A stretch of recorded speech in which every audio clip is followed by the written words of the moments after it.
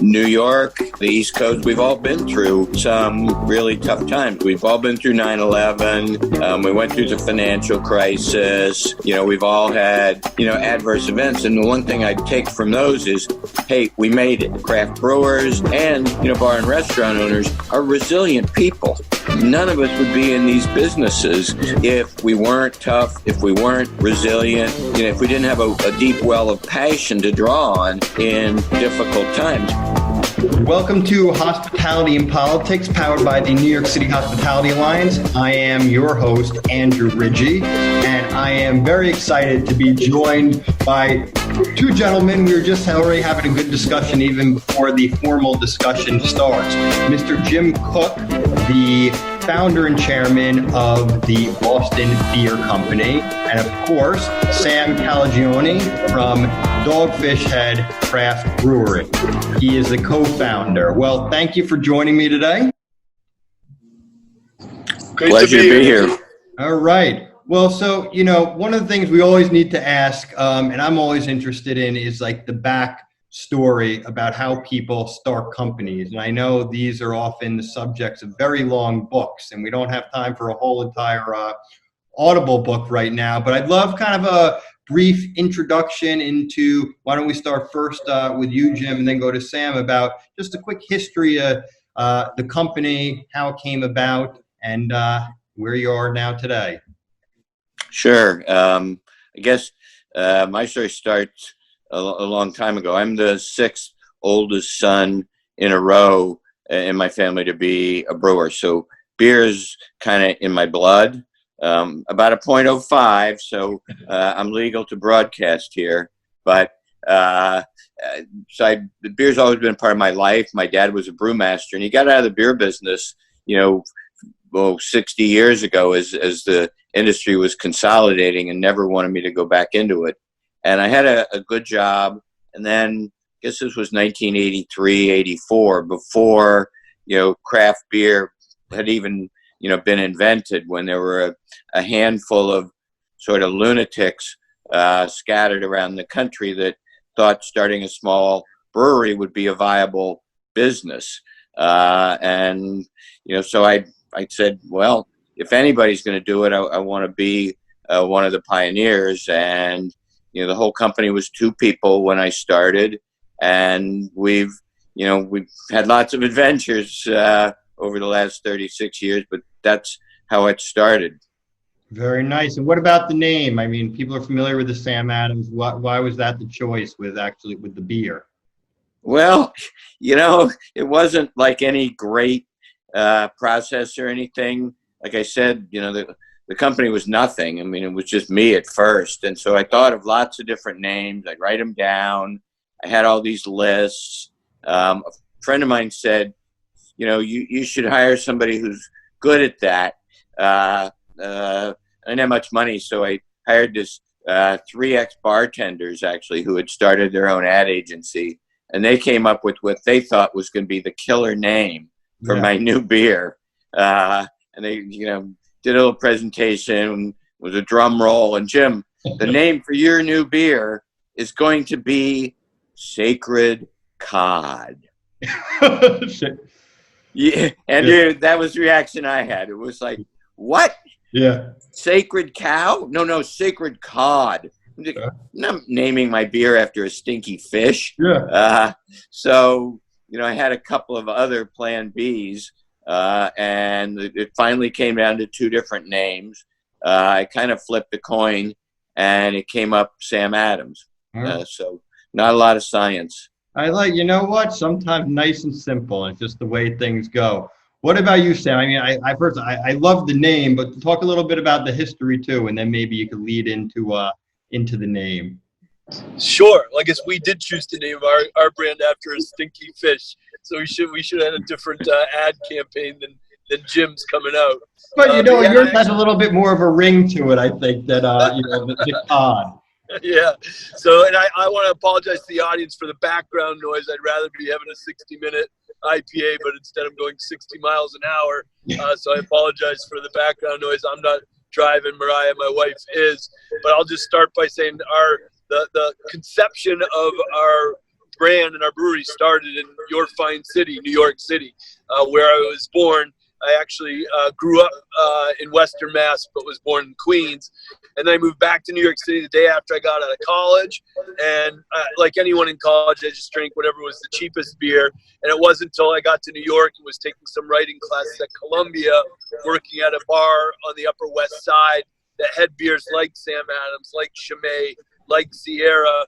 And I fell in love with good beer and shifted gears. Instead of trying to pursue a career in creative writing and trying to write the great American novel, I said, maybe I'll try and create the great American beer recipe. And my inspiration was really first gen, American food champions like Alice Waters and James Beard, who, said, let's stop genuflecting to European culinary traditions. We grow beautiful ingredients here in America. Let's create our own culinary traditions.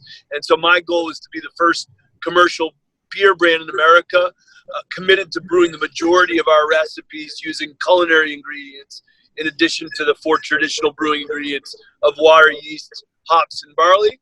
And it was true when we opened as the smallest brewery in America in 95.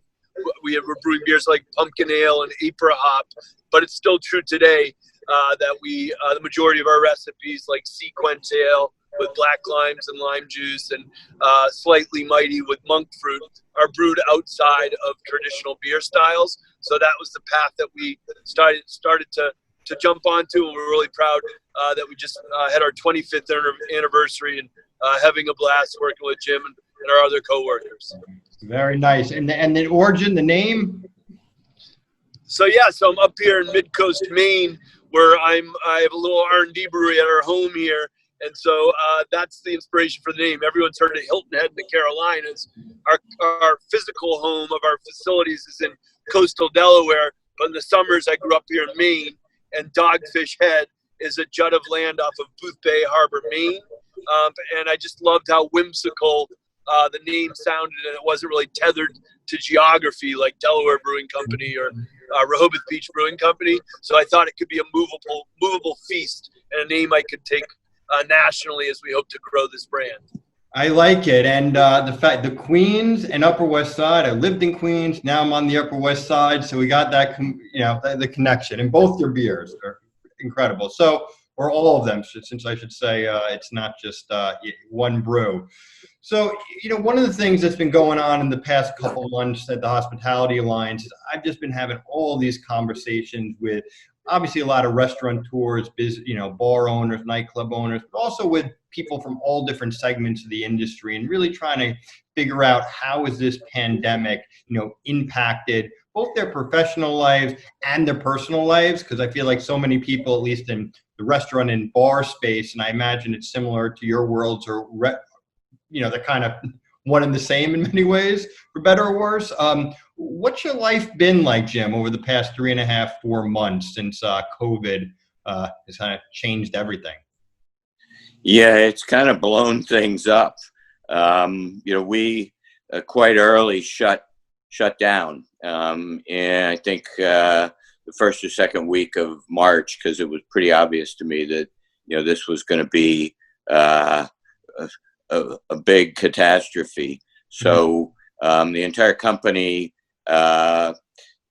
except for the breweries, has been working, remotely, which I think everybody is having a new Zoom life experience that we didn't bargain for. And I think most frustrating is, we do a lot of innovation, and as Sam is on his side, I'm very involved with that innovation, but it's not a really secure environment when you're doing a big communal tasting in a closed room, and it's hard to social distance, and you can't wear a mask while you're drinking. So it's been, I'd have to say, it's been frustrating. Some of the things I really enjoy doing haven't been able to do. Travel has been really restrictive. That's maybe been the weirdest thing, because I've spent my entire adult life kind of living out of a briefcase. When I started Sam Adams, I couldn't get a distributor, so we had to start our own distributorship in Boston. So the way I got into the beer business was putting cold beer in my briefcase and going from bar to bar. And I probably, I don't know, spent a couple hundred days in Manhattan. Because again, when I started there, the distributor was very skeptical and, wouldn't really, didn't think there'd be a future for craft beer in general than Sam Adams as well. So I spent a lot of time, going from bar to bar in New York City and trying to get the beer launched, but more importantly, meeting a lot of people, really understanding and appreciating the restaurant and bar business, particularly in New York, where it's really competitive. The restaurant and bar business in New York is really a great example of Frank Sinatra. If you can make it there, you can make it anywhere. So that's the part I miss. Yeah, no, and I think so many people do. It's a people business. Like we were saying before, it's been so odd for our industry because, we are the social spaces where people come together to socialize. And now we're being told we need to be socially distant. And it makes it really tough. What about you, Sam? What's been going on in your life the past couple of months? How's it been? And Andrew, is it okay if I get a beer while Sam answers? You can get 2 beers. All right. I'll be the designated drinker on this call. I love it. Go get one, Jim. So, to echo Jim, we're social animals. Our industry is all about connecting to people and hopefully over delicious beverages. It's a beautiful social lubricant. You lose your inhibitions and get into these discussions that deepen your relationships. And also, like Jim, when I started, I was the only salesperson, the only delivery guy. I would put a mattress in the back of my truck, drive over the George Washington Bridge on my way to the city, drop off the beer, take a cold bucket of samples around to the great restaurants that really were on the forefront of the beer movement, as so many great New York City restaurants were, and then sleep in the back of the truck. And I miss that. I miss being on the road. I miss connecting with people in person, but also losing the restaurant space. Most craft breweries sell, between 25 and 40% of our beer throughout restaurants. So losing those outlets is a challenge for our brands and, for our revenue streams. But more importantly, the on-premise environment, the restaurants are where innovations gain traction. Yes, the majority of beer sales are in the off-premise areas and liquor stores and grocery stores, but by and large, that's mostly for the flagship volume-centric products. Great innovations really take hold in the restaurants and bars across America because people are willing to risk, a little less money for a beautiful pint of beer than for a 6-pack or 12-pack to try new things. And they want to talk with knowledgeable bartenders and waiters and waitresses when they're trying new innovations. So that's one of the, I think, under-recognized challenges that losing the on-premise world has given to the beverage industry right now is it's really harder to have grassroots interaction with consumers around new innovations that our companies make. That looks good, Jim. Cheers. Cheers. You're so right. Especially in places like New York, but it's really happened all around the country and globe now that people really care about what they eat and what they drink. And, they want to be connected. They want to understand the backstory. They want something with quality. And, restaurants and bars are a place where you're able to really showcase what you do and get the exposure. So one of the challenges just for the economy, the restaurant industry, we talk about the economic impact. In New York City, there's more than 25,000 eating and drinking establishments employing more than 300,000 people. And that was before the pandemic. I think we've lost about 200,000 jobs or so. Hopefully a lot of them are going to come back. But we keep saying it's not just us, it's where you're getting your linen from, where you're buying your beer from. And all of these other vendors to the industry are so critical in the landscape and the kind of economic ecosystem. And Jim, before I get to my next question, I think you're right up there with one of the best takes on any of these webcasts that we've been doing. How you ask for the beer and you get up and go get it and come back and do the pour. We did one of these calls a couple of weeks ago with Senator Chuck Schumer, and we was in the middle of it, and all of a sudden he goes, he gets a call, picks up the phone, I got to run. I got to go do a vote on the floor. So he puts his mask on, runs down to the Senate floor, does a vote, comes running back. And that was the beer version of the Schumer vote. So God bless him. It's a little crazy story, but I've known him since I was 17. Oh, wow. I met him in 1966 when we were both in high school in a program for public school kids that might someday go to Ivy League schools. And so we ended up going to college together too. Good guy. He was a good guy when he was 17, a little geekier, but not much geekier. He hasn't lost that part. Yeah, no, it's good. It's great with stories like that and those old connections, and then seeing where people, end up all these years later. So what about, since you have the beer, let me ask you, so when you go into, when both of you, when you go into a restaurant or a bar, well, I'll ask you what you drink, what you order later, but how do you assess, a menu? When I talk with restaurateurs, they often go out and eat at other restaurants, drink at other bars, kind of see what the competition's doing, analyze all these different aspects of their menus and their operations. But from your perspective, being brewers, when you go into a restaurant and bar, like, what's your approach to looking at what's on the menu? Well, I'll jump in on that. I should say. Yeah, I ignore the food part because well, my dad was a brewer, and he always reminded me. He said, "Jim, remember, there's food in the beer, but there's no beer in the food." So I'll stick to the beverage menu. And a philosopher, I like that. And one of the first things I look at is the number of, I'll start with a draft, and I'll look at how many draft beers do they have, how many tap handles relative to the volume that they sell.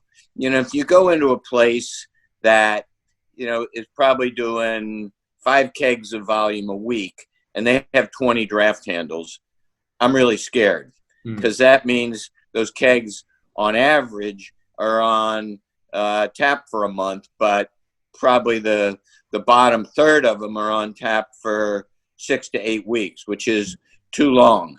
So I'd like to see the number of draft handles proportionate to the volume so that the consumers, are getting fresh draft beer. They're not getting something that's been on that line for a month or two, because we all know that's just not good for the beer. And then I think what I look for is sort of variety without duplication. If they've got 20 draft lines, but 15 of them are local IPAs, well, that doesn't work.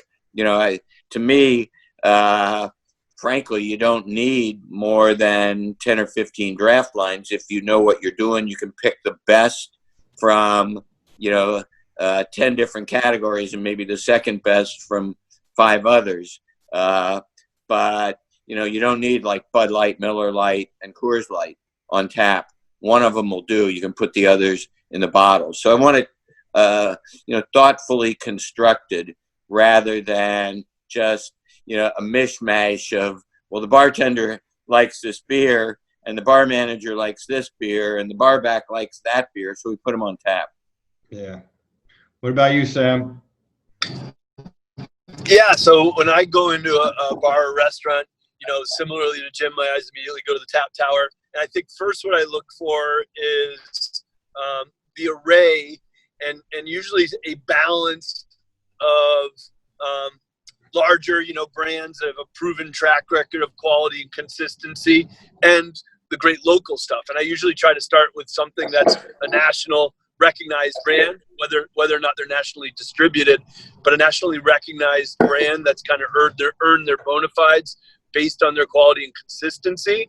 I'd also say that I always look to see if it's an indie American craft beer. I really try to stay within our community. You know, it's awesome that we now have over 8,000 indie American craft breweries in America, but collectively all 8,000 of us share less than 14% market share. So I try to make sure our money stays in that community of ours. And usually I'll start with a bulletproof national indie craft brand, whether it's a Sam, a Sierra, a Dogfish. And then my second pint, I ask the barkeep, what's your favorite local beer and why? And that's usually my first conversation with them, and getting to know, where I am through a local beer. But local doesn't mean quality, and sometimes you get an awesome local craft beer, and sometimes it's hit or miss. And I think we as an industry have to improve on that, which is, again, why I love seeing the variety, not just in styles, but in scales of the indie craft breweries that are represented on draft. Yeah. I like to, that's a good point you made too. Just, when you ask, what do you recommend? And I, whenever I'm out eating and drinking, I always try to, kind of go to my favorites, but then also try to just ask and experience something new. And I think a lot of that comes down to, training. So what do you do? I mean, I imagine obviously with your teams, there's a lot of training, but when you go into a restaurant or bar and you're speaking to the server, speaking with the bartender, what are some of the, qualities that you think make a good bartender when it comes to beer? What kind of questions are they asking the customer? What kind of recommendations are they making based on that? Like, basically if I'm a restaurateur watching this or a bar owner right now, what should I be teaching my team to make sure that they are asking the right questions and making the right recommendations when people come in?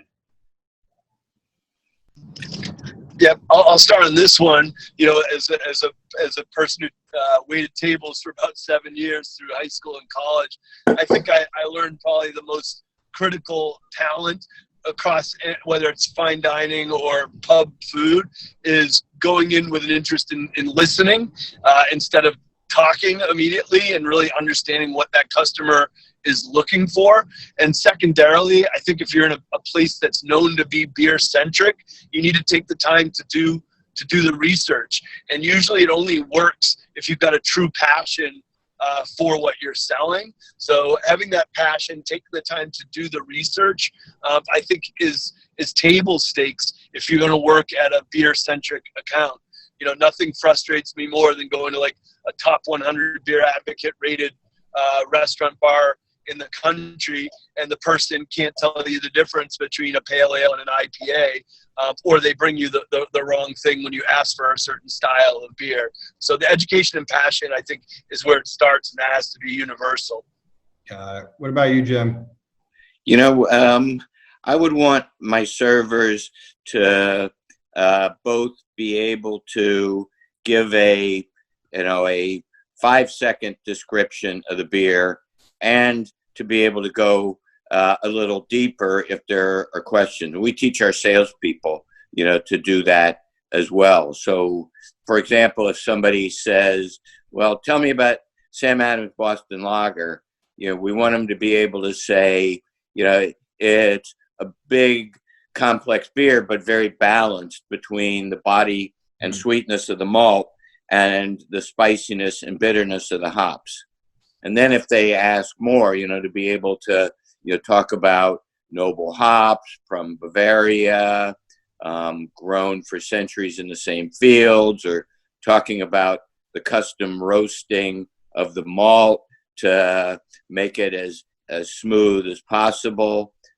So I'd want both, the education there, but also the ability to summarize it in less than 10 seconds to a customer, because some people just want, the brief description, and then other people want a full story. And as Sam said, you got to listen and read your customer to see, how much detail they want, but make sure you can summarize it in 5 seconds, 10 seconds. Yeah, I think that's right. You kind of meet people almost kind of where they're at, and then try to go on the journey or the experience that they want to have. If they just want to sit and talk with their friends or be on a date or whatever it is, you need to be able to, to read that. So just transitioning a little bit to, the challenges, again, it's hard to have any conversation with not having a focus on COVID and how it's impacting the industry. And I've had so many conversations, like places in New York City, there was enormous loss and devastation after 9/11. Then we had the financial collapse, 2008, 2009. Then we had Superstorm Sandy in 2012. And these just were devastating. But this is a situation with COVID unlike anything we've ever seen before. And I've always had these conversations saying, what have we learned from the past that we can try to apply to the future? Or the present time. So and maybe starting with Jim, what kind of adversity have you faced over the years? Even like you were saying earlier, when you're basically just going and selling cold beer out of your briefcase. But what have you experienced in the past and what kind of hurdles and adversity you had to navigate through that you think is applicable to navigating today's crisis? Well, I think first off, I would build on what you said. New York, the East Coast, we've all been through some really tough times. We've all been through 9/11. We went through the financial crisis. We've all had in our industries other adverse events. And the one thing I take from those is, hey, we made it. We are craft brewers. And, bar and restaurant owners are resilient people. You have to be. None of us would be in these businesses if we weren't tough, if we weren't resilient, if we weren't, if we didn't have a deep well of passion to draw on in difficult times, because small scale brewing is tough. And so is, running a bar or a restaurant. My hat's off to Sam because he has done a great job running several brew pubs where you put both of those two tough things together. Yeah. And through that adversity, we've not only thrived, but, we've prospered. And so that's my first lesson is, we've been through this kind of shit before. We'll probably be through it again in our lifetimes in some form. And we made it. And we're going to make it through this. We are going to make it through this. Don't know how. Don't know what it's going to look like on the other side. I don't have a crystal ball. But one thing I do know is we are going to make it through this. We wouldn't be where we are if we weren't resilient, tough, passionate, and committed. Well said. What about you, Sam? What have you gone through in the past that you're kind of applying to today? Yeah, kind of echoing what Jim said, whether you're a restaurateur or a craft brewer, by definition, you're a David up against Goliaths. And usually the Goliaths are massive global competitors, but sometimes the Goliaths, a pandemic that you never thought you would have to face, that you didn't expect to go up against, but we've got muscle memory on how to take on these challenges, whether they're competitive or, existential, like what we are going through together now. I guess the other lesson that I think all of us on the call as entrepreneurs know is critical is you can't let the dog, the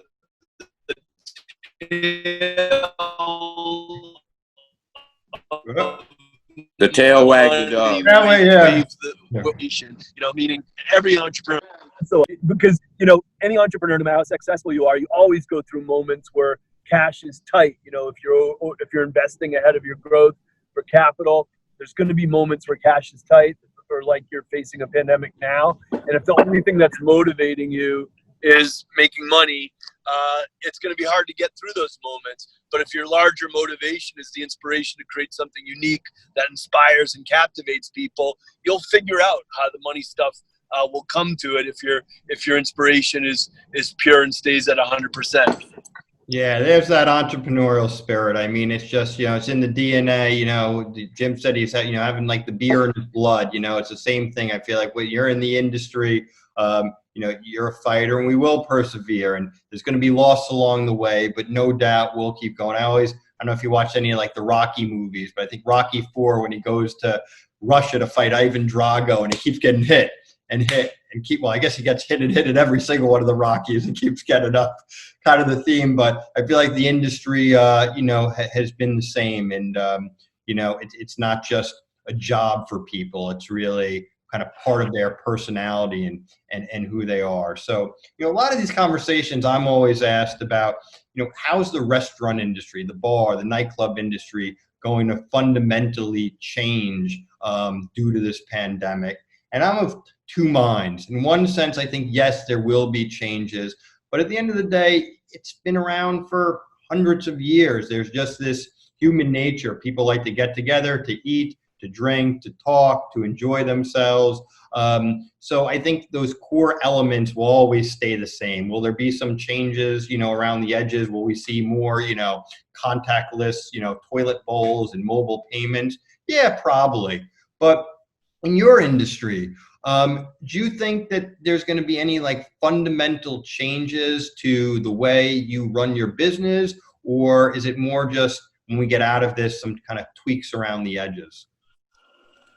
I'm thinking tweaks around the edges, Andrew. As you said, there is a fundamental need for people to connect socially, and a bar is the original social network. Before there was Facebook, there were bars, and I guess you can look back 100 years at Prohibition. I mean, COVID sucks, but Prohibition was a complete and unmitigated disaster for the bar and restaurant business. And guess what? The business came out on the other side. Prohibition ended. Everybody went to bars. It was as if that 14-year long nightmare hadn't happened.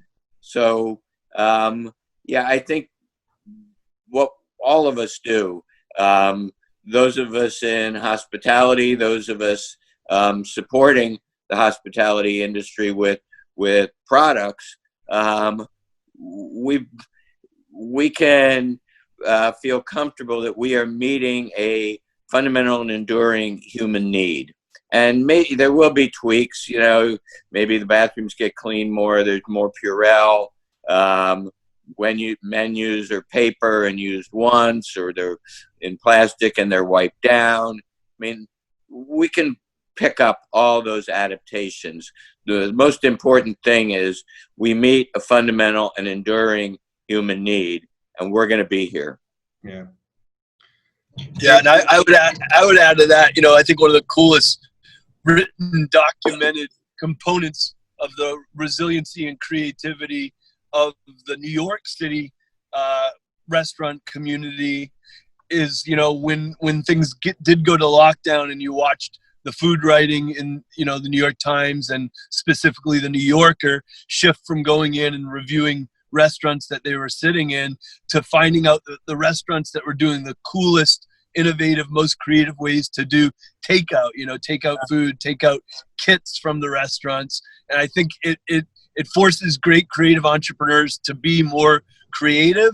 But I do think that is a trend that will never go back to the percentage that it was, or it'll take decades for it to go back to that. Meaning I do think that restaurants that do a great job of innovating exciting ways to do takeout food and kits, that will stay a larger percentage of their overall revenue takeout than it was pre-COVID. Yeah. No, I think that's right.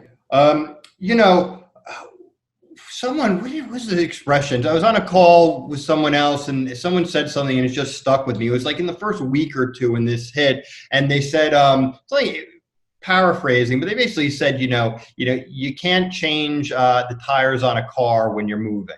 And now that we're at a stop sign, we need to open up the hood, change the tires. Basically, you have time to look at your business and fix some things that maybe when you were going full speed, you couldn't. And in retrospect, you wish you would have changed. So now that we're at the stop sign and we got the hood open of the restaurants and the bars, as it pertains to your beer selection, and you kind of alluded to it a little bit before, but what do you think restaurants and bars should be thinking right now? When they're opening up, it's going to be a different world. We don't know when we're going to be able to open up indoors in New York City. We don't know when we're going to have full occupancy. It's going to be weird for a long time, but should restaurants and bars sit back and look at their menus and their taps? And are there any other tips in addition to what you shared before about how we should be thinking about our beers moving forward? Well, I do think this moment of at the stop sign and with the opportunity to make a few changes, we'll have some opportunities. The one that I'm going to guess is going to prevail is people looking at their tap lines, knowing they're going to be doing less business for a while, and asking themselves, well, do I really need 20 tap lines? And if I'm going to do less business, geez, that means I probably should be buying 1/6 barrels rather than half barrels, the regular size keg. And at that, the economics don't get that good because it's more expensive. So I'm going to guess that a lot of the smarter operators are going to cut back the number of tap handles and focus on the ones that are more familiar to the customers and that more sell themselves. On the food side, I mean, I don't know much about food, so I'm your beer. You know that your food is your beer. It's worked for me. Hey, as long as it works, right? Anything else for you, Sam? Yeah, I would add that the same goes for the can and bottle menu, where again I do think a lot of municipalities and regulatory agencies are going to allow that takeout alcoholic beverage to stay part of the business, for a long time. So being really thoughtful about what you're curating, not only about how well it drinks within your with your to-go meals. Restaurants that could think through awesome pairings of kits. That can allow for your restaurant to be a one-stop shop where people don't have to stop at the liquor store or the grocery store, which in a lot of ways is the competitor restaurants. If they can get both a really thoughtful and well-paired meal that has the food component and the beverage component directly from the restaurants, it takes a lot of the thought out of it. And if you're known for quality and curating, people are going to trust you to put kits together that are equally compelling from the beverage and food side. I like that. So, hey, Sam, what do you think about this one? Do you think bars will be putting in crowler stations? And for those of you aren't familiar with this idea of a crowler, it's something that we do. Sam does out of our brewery tap rooms, and it's this little machine. It sits on your back bar, and you can make a 32-ounce can of beer from your tap. You get the can, you fill it with beer, and the crowler puts the lid on it and tightens the seam, so you can walk out of there with 32 ounces of beer with your to-go menu. I'm wondering if bars might start, and the crowler stations are like $600, so they're not that expensive. I'm wondering if we'll see some of that. Yeah, I think it's a really cool idea to get a restaurant's branding on packaged beer, because you can create your own labels and it can speak to, you can tell whatever message you want as long as it has the government warning in small type on it.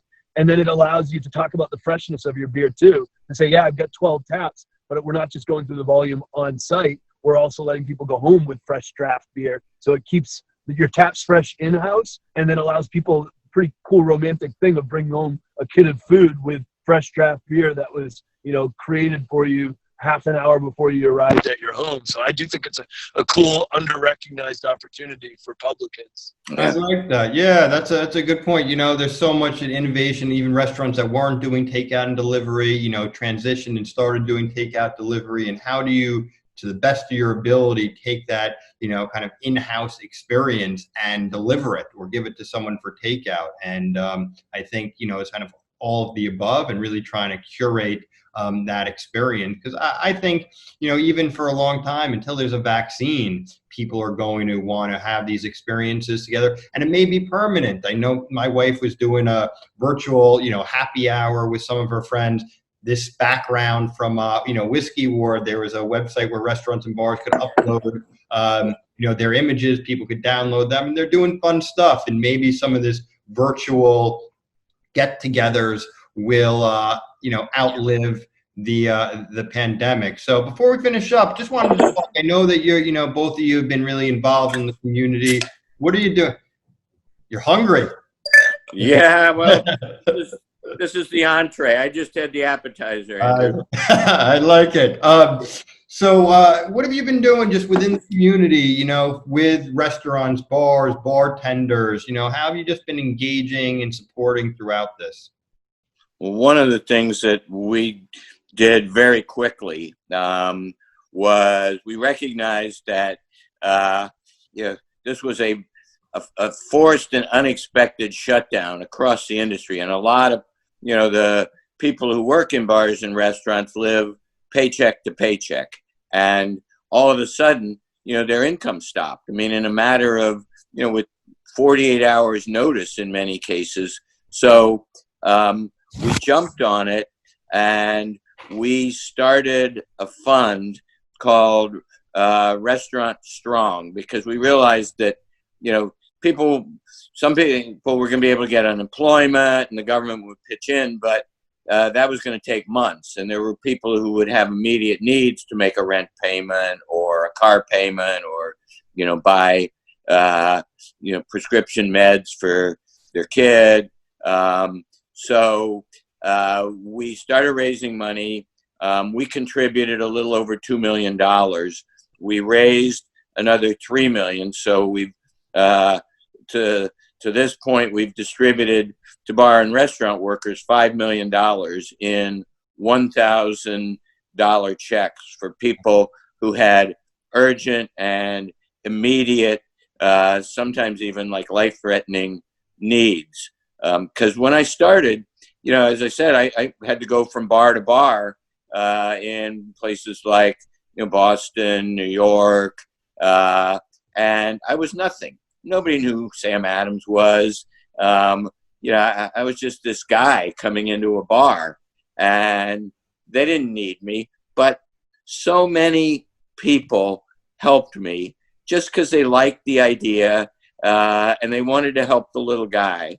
And I never forgot that. And I promised myself someday there's going to come a time when I can pay him back. So this was the opportunity to pay back all that kindness that people showed to me 30 years ago. Wonderful. Well, thank you. We appreciate it. You and your team have been really supportive of us, and it's always great to get together, even if it's not in person, and have these conversations. It looks like we may have, that's the thing about the internet is, normally in a bar, maybe he's back now. It looked like we dropped him. Anyways, listen, I just wanted to thank you, Jim Koch, the founder and chairman of Boston Beer Company. There's Sam Calagione from Dogfish Head Craft Brewery. Time's up now, but it was excellent to speak with both of you. Want to thank you for everything. Stay safe, stay healthy. This is the Hospitality and Politics podcast, and hopefully sooner than later, we'll have you all in New York, and we can do this in person. Well, it was fun sharing a virtual beer with you. So thank you for your hospitality. Even on Zoom, you're a good host. Thank you. All righty. Jim, Sam, cheers. So long. Everyone watching, thank you. Cheers. Cheers. I'd like to give a big thank you to our guest for coming in. I want to thank everyone for listening to Hospitality and Politics, powered by the New York City Hospitality Alliance. Please rate, review, share this show with anyone you think that would like it. You can find us on Instagram and on Twitter at the NYC Alliance. We're on Facebook and LinkedIn, New York City Hospitality Alliance. And I'm your host, Andrew Rigie, and I'm at Twitter at Andrew Rigie and Instagram, Political Foodie NYC. Join our movement, support the New York City Hospitality Alliance. Find us, the nycalliance.org. We'll talk to you next time.